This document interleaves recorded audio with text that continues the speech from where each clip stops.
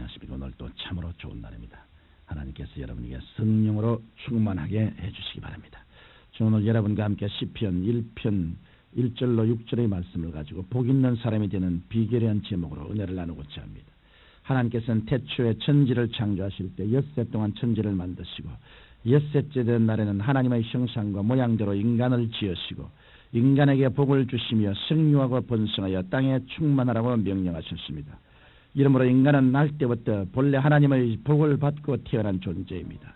그런데 인간이 하나님을 불신하고 불순종하여 반역하고 악을 행함으로 인간은 하나님으로부터 버림받아 복 대신 저주와 낭패와 고통이 뒤따르게 된 것입니다. 그러나 하나님은 공의의 하나님이시지만 사랑의 하나님도 되시기에 독생자 예수 그리스도를 이 세상에 보내시어 구원의 길을 예비하여 주셨습니다. 그래서 예수 그리스도 안에서 하나님과 화목하게 되면 축복의 반열에 들게 되고 하나님께 계속 반역하면 저주에서 벗어날 수가 없는 것입니다.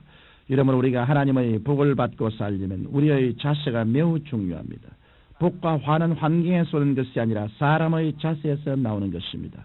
시편 1편의 말씀은 바로 어떻게 해야 복 있는 사람이 될 수 있냐에 대한 해답을 제시해 주고 있습니다. 그러면 복 있는 사람이 되는 비결은 무엇일까요? 오늘은 이에 대하여 생각해 보고자 합니다.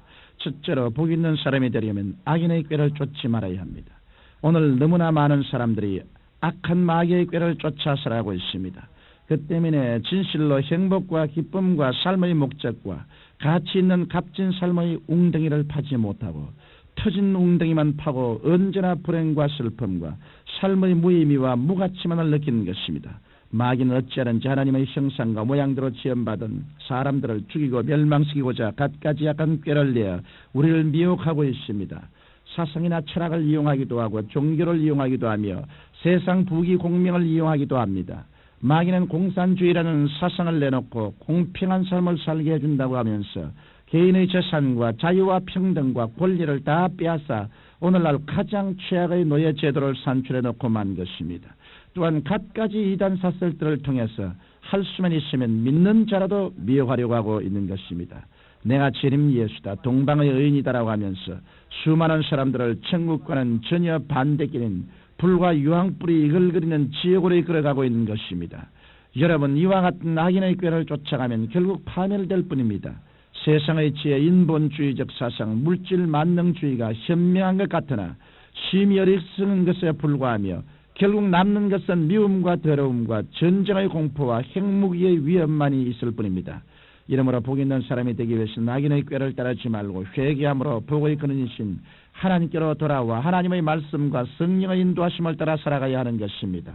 둘째로 복 있는 사람이 되려면 죄인의 길에 서지 말아야 합니다. 죄란 하나님의 법에서 빗나간 행위를 말합니다. 활이 관역을 맞추지 못하고 빗나가듯이 하나님을 섬기지 않고 육신의 정욕, 안목의 정욕, 이 세상의 자랑을 쫓아 빗나간 삶을 사는 것이 바로 죄인 것입니다. 하나님의 법인 하나님의 말씀은 생명에 이르는 길입니다. 이 때문에 하나님의 말씀에서 빗나가면 사망에 빠질 수밖에 없습니다. 이러므로 우리가 복 있는 사람이 되기 위해서는 하나님의 계명을 잘 지켜 죄인의 길에 서지 아니해야 하는 것입니다. 우리가 하나님의 계명을 어기고 빗나가버리면 우리는 죄 가운데 빠질 수밖에 없습니다. 하나님께서는 죄 가운데 빠진 사람의 기도는 응답해 주시지 않습니다. 그 때문에 죄인의 길에는 저주의 가시와 은극히만 있을 따름입니다. 그래서 하나님께서는 당시의 법을 어기고 생명과 행복을 잃어버린 사람들을 구출하시기 위해 독생자 예수 그리스도를 이 땅에 보내주신 것입니다.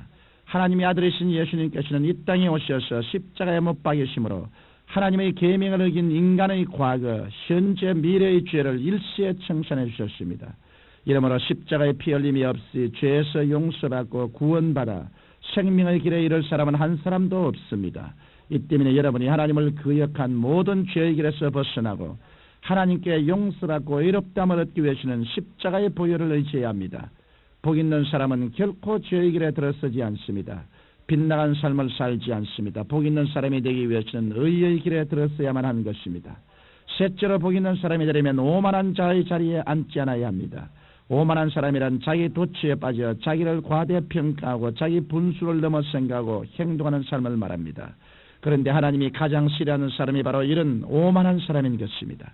성경은 교만은 패망의 선봉이라고 말씀하고 있으며 하나님께서 교만한 자를 대적하신다고 말씀하고 있습니다. 하나님께서는 겸손하신 자를 사용하십니다.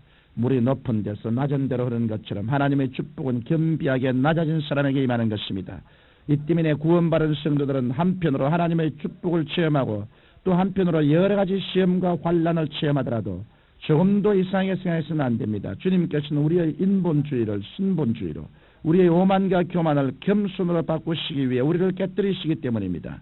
하나님께서는 우리가 깨어짐으로 그릇이 준비되어야 그 그릇 위에 축복을 부어주십니다. 아무리 축복이 수낙비처럼 쏟아진다고 해도 받아들일 그릇이 없다면 아무 소용이 없는 것입니다. 이러므로 여러분은 오만하고 교만하여 시험과 환난을 당할 때 탄식하거나 낙심하지 말고 이것이 복 있는 사람이 되기 위한 과정인 줄 분명히 알고 주님의 그 발 앞에 엎드려 깨어지게 되시기를 주님 이름으로 축원합니다. 넷째로 복 있는 사람이 되려면 하나님의 율법을 즐거워하고 주야로 그 율법을 묵상하는 자가 되어야 합니다. 성경은 사람이 떡으로만 살 것이 아니라 하나님의 입으로 나오는 말씀으로 살 것이라고 하였습니다.